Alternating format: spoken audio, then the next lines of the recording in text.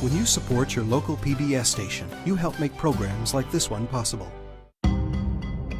800 million cars.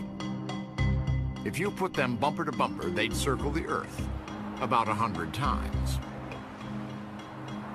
That's how many cars are on the road today.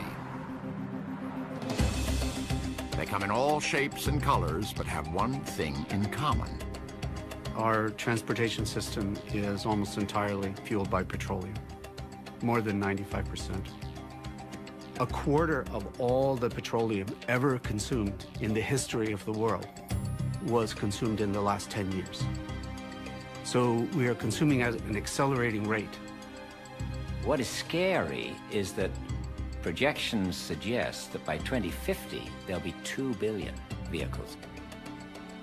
2.5 times as many as there are today. Many experts agree there's an energy shortage and soaring gas prices looming in the future.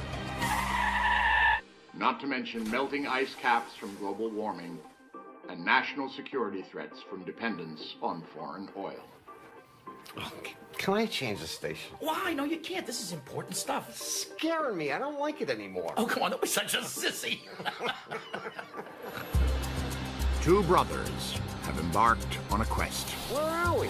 I don't know. We're not in Kansas anymore, I can tell you that. They want to find out what's being done right now that will keep our cars moving in the future. Stand back. They're testing new technology. Yeah, give it a shot. And alternative fuels. And they're getting behind the wheels of vehicles that might take us down a new and different road. Join Click and Clack, the guys from Car Talk, on their search for the car of the future. Right now on Nova.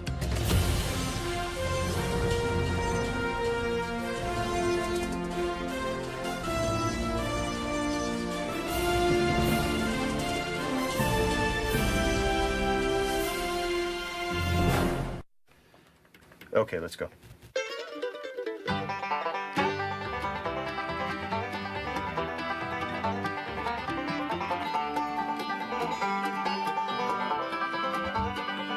Stand by.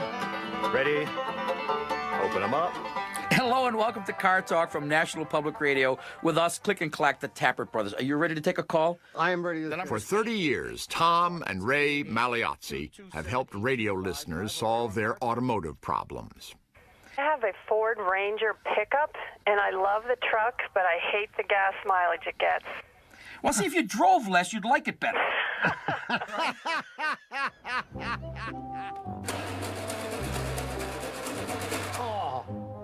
Today, Click and Clack have a car problem of their own. Yeah, I don't think so, man. It's not going to start. Come on, it'll start. Tom's beloved Roadster, a 52 MG, is back in the shop. Oh, it sounds like a sick cow. No, you know, this car's done for. It really is time to move on and look for another vehicle. This isn't going to do it anymore. Another car? What could be better than this? Almost anything. But where would I find another car? Take a wild guess. To replace a relic from the past, Tom and Ray head for Detroit, searching for the car of the future.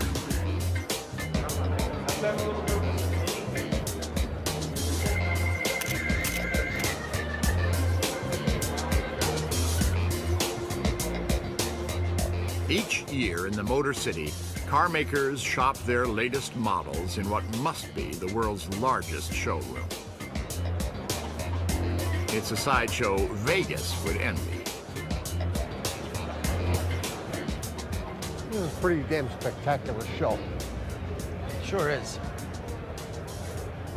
Let's go find your dream car. Yeah. Let's go find the car of the future. Or maybe the car in your future. I thought you were interested in these models. I am. I meant the cars. So how many horsepower is this thing, guys? You must know, right? What is this, 5? Yeah, 500. Mere 500. Looks like my MG. Yeah, right. Not the MG engine, the whole MG. This is an absurd amount of horsepower to have in anything, I would think. Ridiculous. But Absolutely ridiculous. But people want to buy them, and They're wackos. To lure buyers, cars and trucks have become bigger and more powerful every year. Since 1985, average vehicle weight has increased 1,000 pounds. Horsepower has almost doubled. If you look anywhere in the world, not just the United States, you look anywhere in the world, people will buy the most horsepower they can afford. There's something kind of primal and elemental about having a powerful machine at your beck and call and at your command. The car companies know this. They're selling emotion. If we just needed an appliance to get from A to B, we'd all be driving around in Toyota Corollas. As weight and horsepower increase, cars are consuming more gasoline than ever before, despite its growing cost. Even a former Texas oil man seems to get it. For too long, our nation has been dependent on foreign oil. This dependence leaves us more vulnerable to hostile regimes and to terrorists. And you think about where your money goes when you put your credit card in the pump. Some of your oil money is going directly to armed people who are trying to kill us. Burning oil is also changing the chemistry of the atmosphere. Coming out of your tailpipe are all those carbon dioxide molecules. Those go up in the air. They'll stay there for about 100 years, messing up the climate. Increased carbon emissions are creating climate changes that scientists warn us are dangerous. We're going to have to find other sources of energy to power the transportation system, and we're going to have to make it more energy efficient at the same time.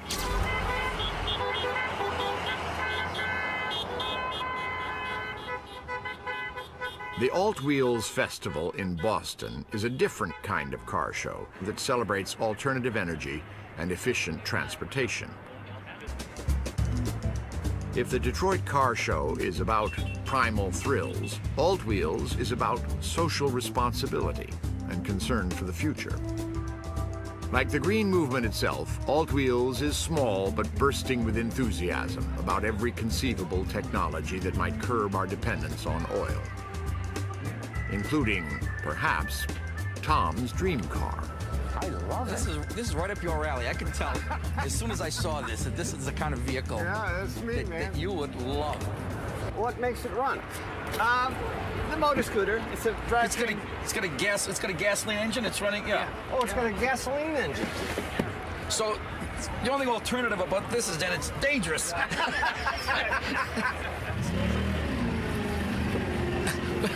Wait, where's the accelerator? This is the accelerator. Is there a reverse? No! Of course. All right, let's go around the block. Creating the car of the future is no small feat. Whatever their environmental benefit, we expect our cars to be reliable, practical, and safe. The car of the future also needs to store a lot of energy in a small space, and nothing does this better than petroleum, which comes from plants and tiny plankton, like these that were buried in mud millions of years ago. Over time, these ancient fossils were transformed into energy-rich molecules of hydrogen and carbon, or hydrocarbons, that are refined into gasoline. And you're getting 100 miles a gallon. It doesn't seem like quite enough to justify the danger. This is the kind of car you want to leave to your first wife. How you doing? Guys. Car companies have great hopes that hydrogen will someday replace carbon and power cars that are emissions-free. So you fill up a tank. The tank must be in the back. Yep. Right? Yep. One tank? One tank. Can we see it? These companies have invested billions to produce small fleets of prototypes like this one. Now, if you got a very narrow suitcase, you're in good shape. You're in good shape, right? But until more hydrogen cars are on the road, it'll be hard to find places to fill the tank. But they're not going to start investing in making the fuel available unless they have a commitment from Ford and the other companies that they're going to chicken and the egg kind of thing. I mean, you have to start building the cars and then the fuel stations show up. There. You got to get the chickens out there. So the chickens are first? So this is a time-honored question. You know, this is an age-old question that you're about to answer here. This chicken and egg question has no clear answer. History shows that cars and gasoline evolved together over many, many years. There's about 170,000 gas stations in the country now, so we have a very established infrastructure of internal combustion engine that everybody knows and loves in their vehicles today, and they go to the local gas station and they fill up their gas tank, and that's a system we know. We have a fueling infrastructure of gasoline that was built over the course of many decades, and it has been paid off a long time ago, and it is delivering gasoline very cheaply. So to deliver an alternative fuel other than gasoline is no mean feat. Changing an economy based on petroleum is an almost insurmountable task. But a small island nation is hoping to do just that. Iceland has 1,000 times fewer people and cars than the U.S. Still, rush hour in Reykjavik is no joke. In a country where gas costs almost $8 a gallon, Iceland's dream is to stop importing oil by replacing conventional cars with hydrogen vehicles, if and when they come to market. In the meantime, a small fleet of buses has been warming the population to the new technology.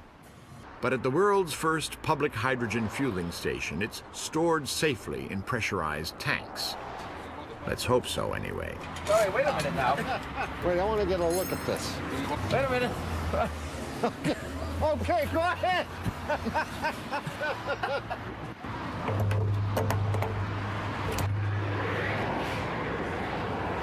No, we're not afraid.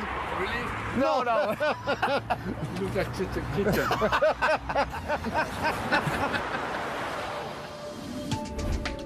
Pressurized hydrogen is pumped into storage tanks on the roof of the bus, where it's combined with oxygen in layers of thin membranes called fuel cells.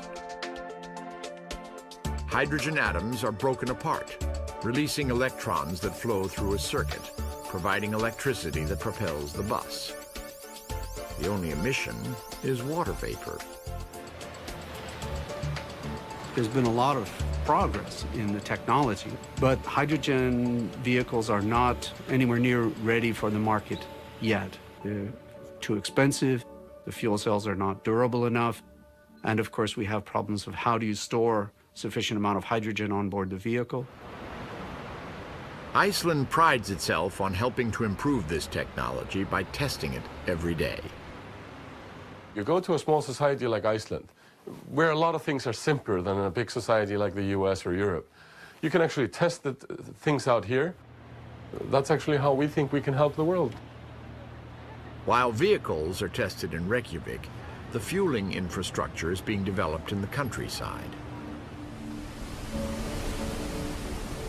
Hydrogen is the most abundant element in the universe, but it doesn't exist in pure form. It's made by splitting water molecules into oxygen and hydrogen, and that takes energy.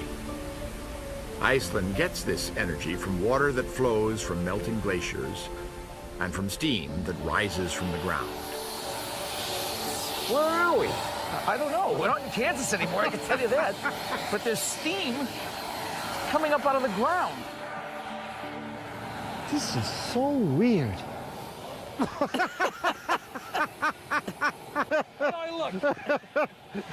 You look marvelous. This is something. Iceland itself was created by volcanoes erupting from a crack between two plates on the Earth's surface. Power plants harness this geothermal energy to generate electricity that can be used to make hydrogen. So why is Iceland engaged in this geothermal power project, so to speak? Geothermal and hydro is Iceland's oil, actually. Sure. And, you know, Iceland is straddling two tectonic plates, the North American plate and the Eurasian plate. And gentlemen, we are just in the middle of the two plates. Move over a couple of feet, you might be sitting in a bad spot. There is enough renewable energy sources in Iceland to produce all the hydrogen this nation needs. Someday, Iceland may harness volcanoes to power cars, but the transition to hydrogen could take 50 years. A 50-year time frame is not a long time frame, actually. When you talk about a full energy paradigm shift in 50 years, that means a lot of changes for society. New technology does not spring full-grown from the womb, and it's too soon to tell if and when hydrogen transportation will come of age. But Iceland's efforts may bring us closer to the answer. They have vast amounts of renewable energy available to them in a very small population. There's no way today we can do what they're doing. But we will learn from their experience. And we're going to gain from this effort that they're making. The future of hydrogen may be shaped here, but for automakers, its greatest potential lies in larger countries where transportation systems are not yet developed. In China, bicycles are vanishing quickly. Experts predict that in 2 decades, China will have the same number of cars as the US, and gas stations are racing to keep up. In China, we don't have a gas station on every corner. And we're looking at opportunities for fuel cells and hydrogen infrastructure in economies such as China, where you're not taking over an entire infrastructure and trying to start all over again. But for developed nations like the US, is there some alternative to gasoline that doesn't involve reinventing the wheel? It could be ethanol, or E85. Like gasoline, it's a hydrocarbon, but government studies show it produces 25% less greenhouse emissions. Ethanol is made from corn sugar. If Iceland has volcanoes, we've got cornfields, which can be harvested year after year. In Brazil, ethanol produced from sugarcane now provides 40% of the nation's motor fuel.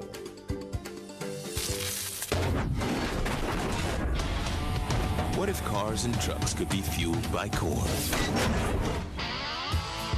Flex fuel vehicles that can burn ethanol and gasoline don't cost much more than conventional cars. So that's all the good news. Now the bad news. It's not that great for the environment. It's very energy intensive to grow corn and extract energy from it. Fossil fuels are used to make fertilizer and pesticides to help corn grow, and are also needed to ferment corn sugar. Some critics claim it takes more energy to make ethanol than you get out of it, while others caution that we can never grow enough corn to meet demands. There's simply not enough of it, and we need a lot of it for food. So that's not going to be the solution, but it's going to be part of the solution, I think. Still, ethanol does have great potential. There's really not much question this is a good motor fuel. The question is how inexpensively can we make it, and how much of it can we make? For 20 years, Lee Lind has been trying to answer these questions, and like many, he believes the solution involves something else besides corn. It's over here, right? No, down here. Oh, no, it's not down here. Don't get down here. It's dangerous down here. It's this way. Pay attention, will you? Lee! Hey, how are you? Great, how are you? Hey, did you bring the corn? Oh, of course I brought the corn. You guys are armed and dangerous. How are you, man? Look, we're down to about a quarter of a tank. Will this be enough to get us home? If not, we have a couple of cans of Jolly Green Giant niblets out there, too. Maybe we can... We're looking at making ethanol, and we're looking at making it from a different part of the plant. So the actual corn ethanol comes from the seeds. Same stuff we would eat, same stuff we'd feed to cattle. And there's a lot of the rest of the corn plant, and there's also a lot of other kinds of plants that can be grown. And what we're interested in is called cellulosic biomass, not a household word perhaps. Yet. And not yet, well, thank you. And so... But right now what we use is the kernels. Is the kernel, right there. Yep. Those guys. Now, what's the difference between cellulosic biomass and the kernels? Good question. This is cellulosic biomass. The cob in here is cellulosic biomass, and the whole stalk that held this everything up. that isn't the niblets there you go. is cellulosic biomass. Exactly. The stuff that we would ordinarily throw away. Cellulosic biomass is the woody structure that props up the plant. It's found in waste products like wood chips, paper sludge, wheat straw, and corn stalks, as well as switchgrass, a native plant that grows without fertilizer and pesticides. Like all plants, switchgrass pulls carbon dioxide from the atmosphere in order to grow. When the grass becomes ethanol that's burned under the hood, the carbon dioxide is released back into the air and reabsorbed by the next crop of grass. If cellulosic ethanol can be manufactured without burning fossil fuel, net carbon emissions are essentially zero. This is nothing but ground up corn stalks right here. This stuff is less expensive, very cost-effective raw material. So you might say, well, why aren't we doing this already? Answer, converting this stuff, the cellulosic biomass, into ethanol is more difficult than converting this stuff. So how do you make it? Can you take us to the lab and show us? I'd love to. Come on in. You're not going to kill us afterwards, are you? I'm afraid if we learn too much, it might be dangerous. So the question is, how do we do this? And it starts off with microorganisms, very small living things that you can only see with a microscope. What's the big thing? It looks like Tom's car. Yeah, that is a lump of cellulose. Oh, okay. And you'll notice that attached to it there are the same sort of black rods. Those are bacteria that are adhered to the cellulose. In fact, there's some more of them on that little particle there. Yeah, they're doing a job on him. Yeah, they're kind of ganging up on that little... Yeah, he's in trouble. Okay. These microbes are tearing cellulose apart, releasing sugar compounds locked within. In fermentation tanks, another microbial species turns that sugar into ethanol. Lynn's goal is to combine genetic material from the two species into a single microbe that can make ethanol from cellulose in one efficient step. Why is that turning two steps into one step such a big deal? I mean, what effect will it have overall on the cost of what we're doing? This would be revolutionary from an economic point of view if you could get this into one rapid, efficient step. And we think we can prove this in a few years, and other people are assuming this is decades away. And time will tell if we're right. Thanks a lot, Lee. Hey, This is great. thanks for all the questions and all the interest. I really appreciate it. Great. Thanks Okay. very much. Bye-bye. Oh, hey. Oh!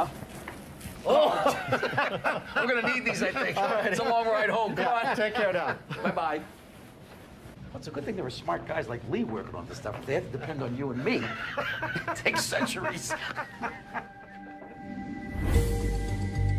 Advocates argue that we have the land to grow enough biomass to replace at least a quarter of the gas we now consume with cellulosic ethanol. They also believe it could replace gasoline altogether if cars were more efficient. Surprisingly, today's cars aren't very efficient. In fact, less than 1% of the energy in the tank actually moves the driver. 90% is lost between the tank and the wheels, and the rest is used to push the mass of the vehicle. At the Sloan Automotive Lab at MIT, John Haywood and his students are on a mission to save energy by improving engine performance. For more than a century, gasoline engines have powered cars by turning chemical energy into mechanical work. Vaporized gasoline enters the combustion chamber. A piston compresses the vapor until it's ignited by a spark, creating pressure that forces the piston downward. The spent gas is vented as exhaust. Working together, pistons turn the crankshaft that sends power to the wheels. People say the internal combustion engine, it's old technology, why don't we replace it? It's going to take a really long time to change to something else, even if we got something else there, developed and ready, and we don't yet. Hey, John. Hi. Long time no see. Lured by the smell of engine fumes, Tom and Ray returned to the lab where they once spent time as MIT students. Well, you know, the last time I was here, I was with a classmate and Professor Keck, and I blew the cylinder head off an engine, but hope they won't hold that against me. Some of those things still happen. I'm sure they do. Well, you folks have been working for a while on improving engines, and this is what you do here. Yes. We want to know what you're doing, what the future holds, where the frontier is. Enlighten us, please. We need all the help we can get. Well, wait, we're trying to help move the technology forward. Some things we don't understand very well. You know that. This is where we're working on... One of the ways Heywood is improving engines is by reducing friction.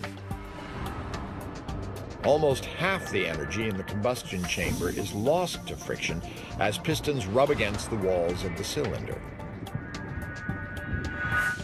Using a laser to observe the process, Heywood tests different lubricants and piston geometries to find small ways to save energy. Anywhere you see white, like oil. Here, is oil. And what we want is where the rings are, it's dark, you want a little oil to lubricate the rings. Just keep enough. Friction low, but just enough. If there's too much, it'll go into the cylinder and we'll lose some oil. Right.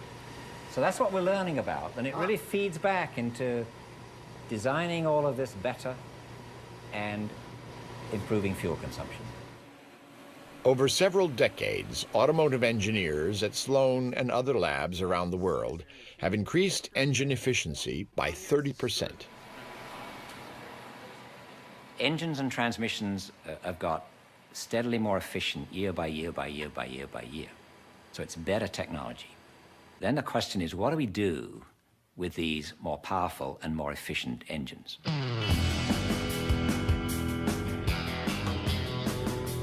We put them into increasing vehicle performance, so our vehicles accelerate faster, more aggressively, and we put them into larger vehicles, heavier vehicles.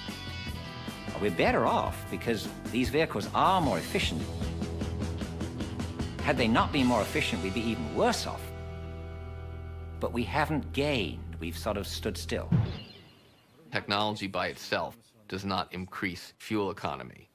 The role of technology is to enable smart regulations, is to enable reductions in oil consumption and greenhouse gases through federal action, not in place of federal action. History shows regulation does increase fuel economy. After the 1973 oil shortage, Congress created mileage standards forcing automakers to build more efficient vehicles. By 1987, average mileage had increased dramatically. But that caused oil prices to fall, which in turn led to public indifference. In the 1970s to early 1980s, we doubled the fuel economy of cars. And then starting in the mid-80s, we stopped.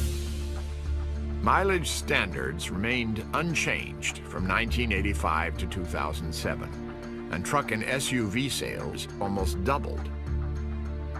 Because these vehicles have lower standards than cars, average fuel economy today is actually a bit less than it was 20 years ago, despite hard-won gains in engine efficiency.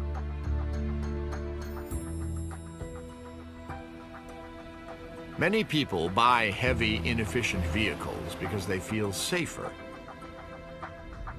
Amory Lovins is a champion of a revolutionary approach to making cars that are efficient and safe. I'm a recovering experimental physicist, and I'd been thinking about the physics of cars and why are they so inefficient that, you know, your car is using 100 times its weight in ancient plants every day, and yet only 0.3% of that energy ends up moving the driver. This didn't seem very good. In 1982, Lovins founded the Rocky Mountain Institute, a Colorado think tank. Among the 50 full-time staff are a handful of automotive engineers who have helped Lovins rethink the physics of the car. Yep. One would argue if you had half the car, you would need half the battery and half the motor to push it around. And half the money to pay for it. And half the money to pay for it, exactly. Lovins realized that cars could be more efficient if he could find ways to make the engine move less weight. We started digging into how to make the car lighter with better aerodynamics, with lower rolling resistance. We ended up concluding it was quite straightforward to triple the efficiency of a car at roughly the same cost. Lovins' group replaced the conventional auto body with 14 lightweight components that lock together to form a reinforced shell with half the weight of steel. From the tapered roofline to the smooth underbody, every surface is streamlined to reduce drag. If you directly save a pound in a car, you actually save more like a pound and a half from needing less engine to accelerate it, less brakes to stop it, less suspension to hold it up, and so on. The hypercar reduces weight without reducing size by making parts with tiny carbon fibers that are heated with nylon to form a composite stronger than steel. The wings and much of the fuselage of Boeing's new 787 Dreamliner are made with carbon composites, which will save 20% in fuel.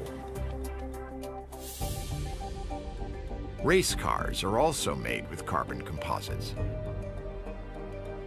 After hitting a wall at 160 miles an hour, the driver in this car walked away. How are you feeling? A bit shaken, but I'm okay, as you can see. Oh, sorry. All my bits are intact, so it's good. Goes to show how strong the cars are. With such light but strong materials, you can make cars that are big, which is protective and comfortable, without also making them heavy, which is hostile and inefficient. Therefore, you can save oil and lives, and indeed money, all at the same time. Today, the hypercar is still just an idea, embodied by this one-of-a-kind prototype sitting in the corner of Lovin's shop. Car makers have spent 100 years perfecting ways to mass-produce cars from steel, and Lovin's has failed to convince them to make a radical change in materials. Carbon fiber is expensive, and molding it into parts is labor-intensive. Undaunted, Lovin's is now developing machinery that can mass-produce parts at an affordable price.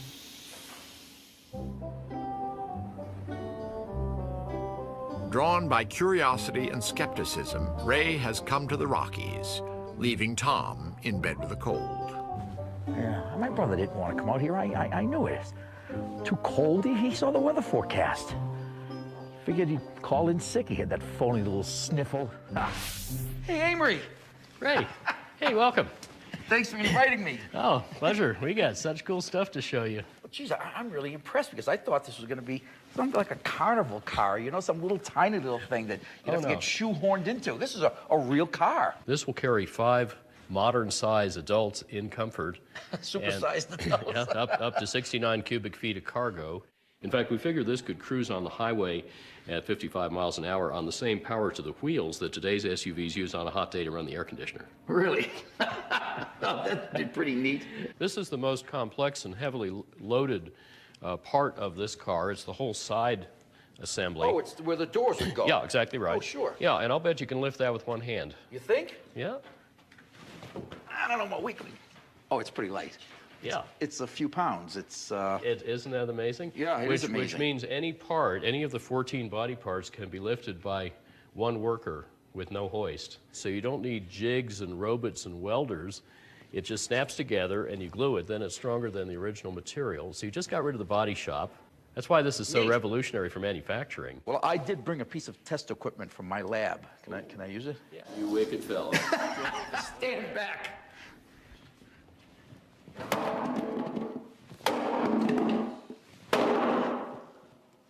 Uncle. It's strong. It's strong. Jeez, and you know, there are a couple of tiny little scuffs. And then, nothing got telegraphed to the back. The back is completely unscathed. The case for carbon fiber is very strong. But until costs are reduced, ultralight cars will not be on the sales lot anytime soon. For those who want efficient cars now, one answer is to buy a hybrid. The best-selling hybrid car in America, the Toyota. The Prius was the first commercial success, and now other companies are getting into the act. A hybrid is a gas-powered car that also has an electric motor and a battery pack. When the car idles, it uses electricity instead of wasting gas and spewing fumes. The gas engine is used at speeds when it's most efficient, and it charges the batteries at the same time. Batteries are also charged through braking wheels when the car slows to a stop. The result is a car that gets the same pickup as a regular car but burns less gas. Because hybrids have batteries and a motor, it takes a bit more energy to manufacture them. But over their entire lifespan, hybrids still consume 30% less energy and produce 30% less carbon than non-hybrids of the same size. But hybrids still burn gas. At his shop at UC Davis, Andy Frank is changing that. In actual fact, we're not. Andy and his students are building a hybrid that can charge its batteries through a wall socket. This connects the car to the electric grid so it can get energy from distant power plants. Andy is the inventor of the plug-in hybrid, and for 20 years he's been developing and improving his concept. Compared to standard hybrids, the plug-in has more batteries and a larger motor, but needs less space for the engine and the gas tank. Like many, Andy hopes this evolutionary design will cause an energy revolution. This kind of a car can transition us off of oil and onto electricity. It's a major change in that now you can get electricity from the grid. You can take it from your home, you can take it from almost anywhere. So this is a huge difference in terms of the energy source for transportation. With an overnight charge, the batteries hold enough juice to go 60 miles, more than the average daily commute.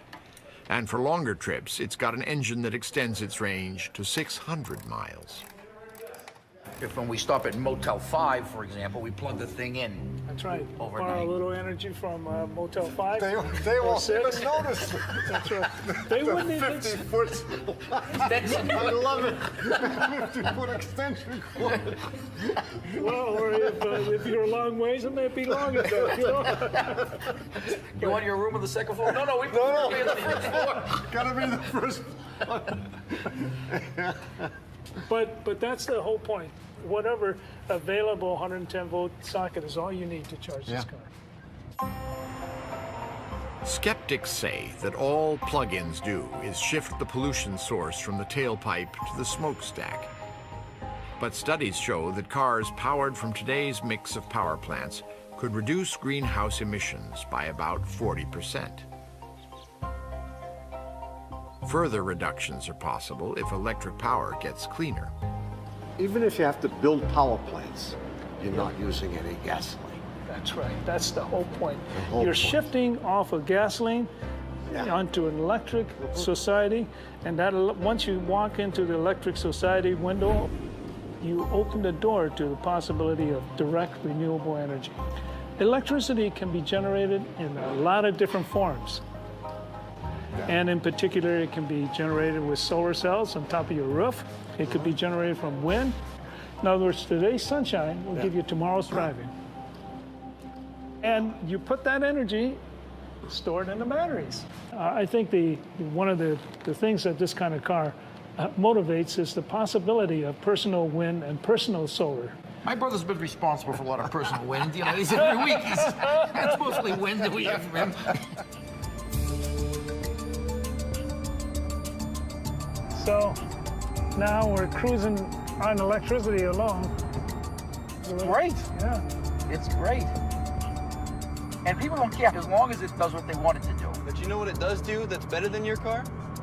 It's faster. It's faster, yeah. yeah.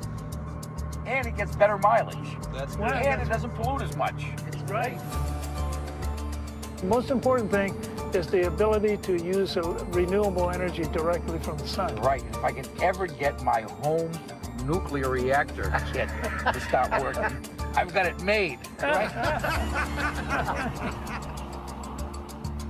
It costs 4 times less to power Frank's plug-in from the grid than it does to run it on gasoline.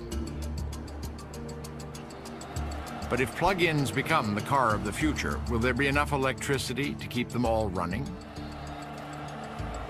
Our existing electric utility system could handle tens of millions of plug-in hybrid vehicles if they would be recharged during off-peak times, such as at night.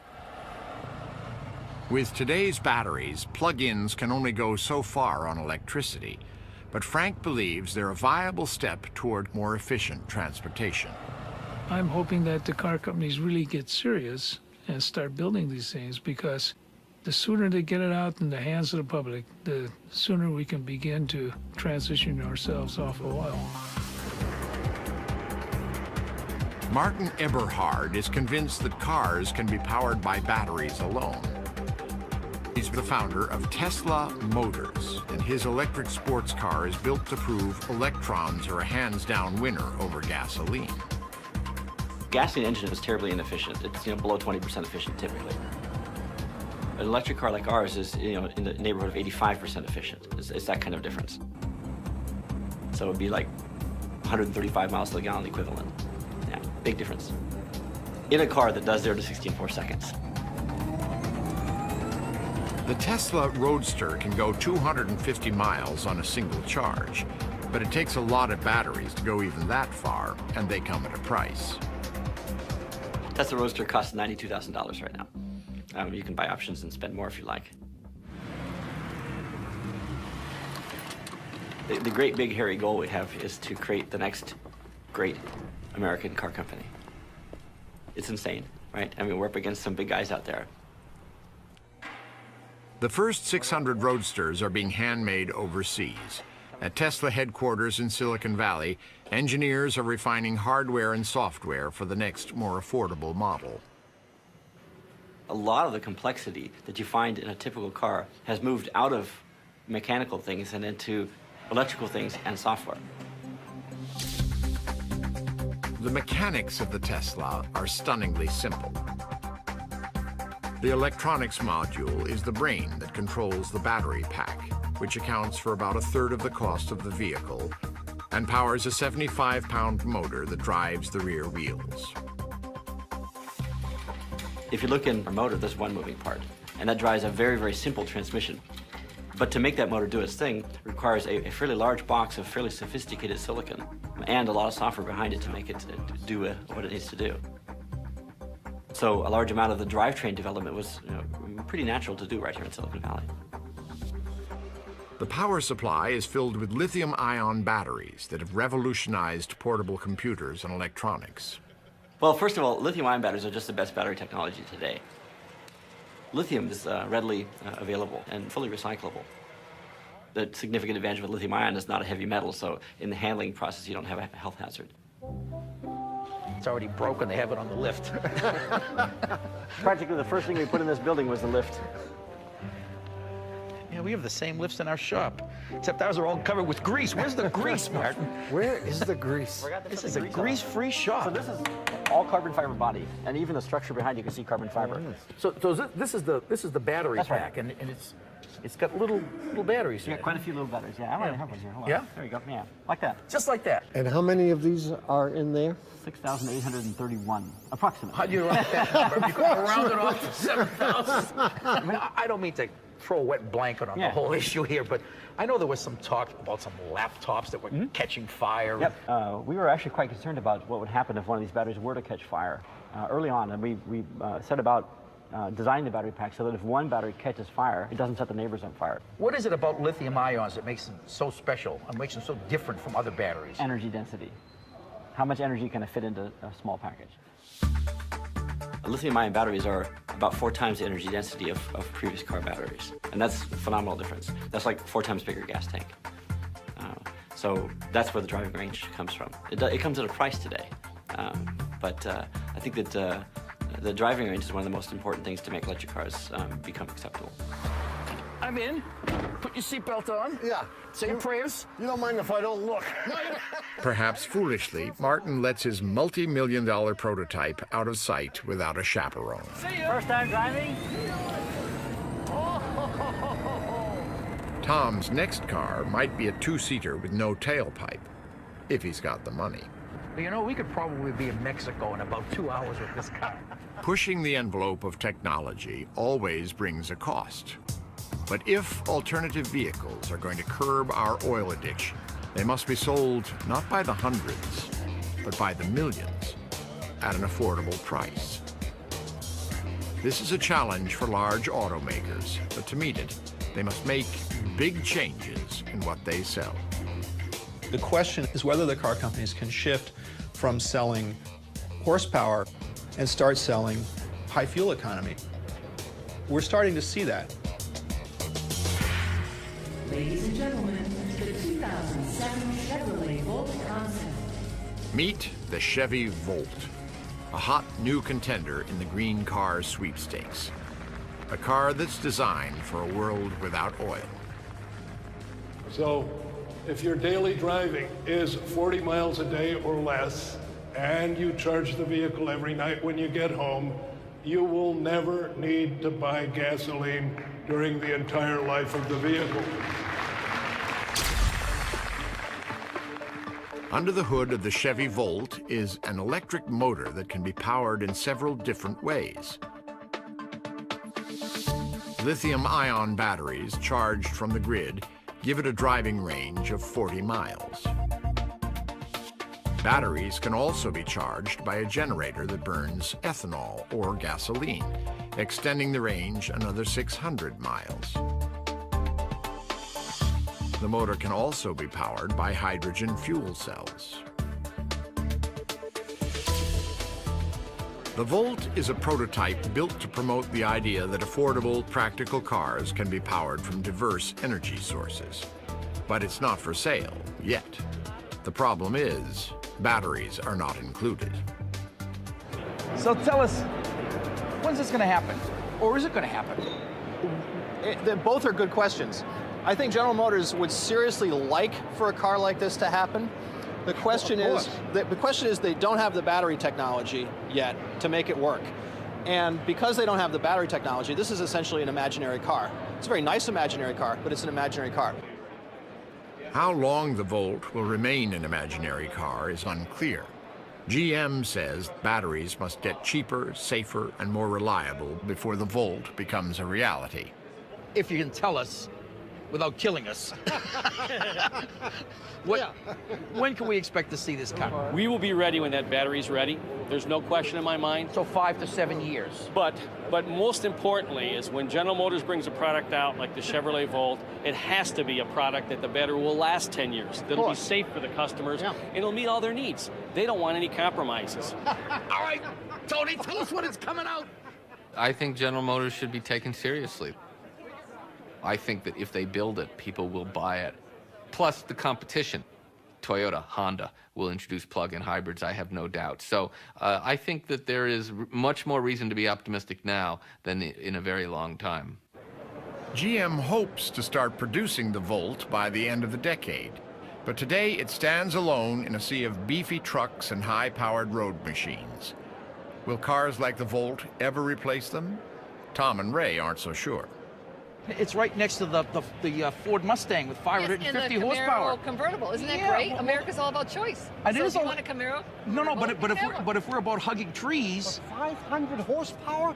Who the hell needs 500 horsepower? Obviously not you. Why do you make such I mean, it's You mean ridiculous. these popular vehicles that are on the floor? Yeah, these popular vehicles, 500 horsepower. Well, here's a good question. Jeez. Have they, Build a little excitement, doesn't it?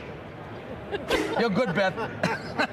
Thanks a Thanks for million. your time. Thanks. Sorry Thanks for a giving lot. you a hard time. It's okay. I'm used to it. You can shake it. Thanks a lot. After a century of making cars fueled by gasoline, how quickly can car makers change their course? We've got to get alternative vehicles into our society as quickly as possible, because when shortages start to occur, we will have economic disruption like you cannot believe. We can't wait. We have to reduce our emissions starting in the next few years. If we don't, we're going to find it virtually impossible to avoid catastrophic warming. But is there too much at stake to be left in the hands of car makers and consumers? We're not able to rely on individual decisions in the marketplace to solve the problem of climate change, to solve the problem of oil dependence. It takes collective action. It takes government action. It's asking a lot of the auto industry to force the change all on its own. It's not really their job. If we decide we really wanted to reduce dependence on petroleum as a society, then we have to have the collective will to do so. And that includes making sure we have the right government policies in place, that we have the right vehicles in place, the right fuels, and the customers understand that that's really a priority. But will customers buy these new kinds of cars if car makers build them? How willing are we to embrace change in something so fundamental to our lives? Ultimately, as citizens and as consumers, we're responsible for the world we create. If we don't like the way it's turning out, let's change it. Individual choices and actions matter. They really do, and it all adds up. If we do embrace change, future generations may look back fondly on today's cars as dinosaurs from a bygone era, relics from the age of oil. This is an achievable goal. It'll take time. We can't do it tomorrow. We can't do it even in 5 years. But every year that we work on it, the situation will get better. So let me know, are you ready to move on and get something new? I mean, are you... Well, I've seen a lot of very interesting technology, and I know what I want. Really? What's that? Yeah. I want you to turn that into a plug-in hybrid. Really? Well, sure. Well, let me see. We'll throw in some fuel cells, maybe. We'll throw some carbon fiber panels on it. Come on, let's get out of here, will you? Ethanol tanks, fuel cells. What else do you want? That'll do. When do you want it? How about tomorrow? Sure, 5 o'clock? 5 o'clock is fine. Works for me.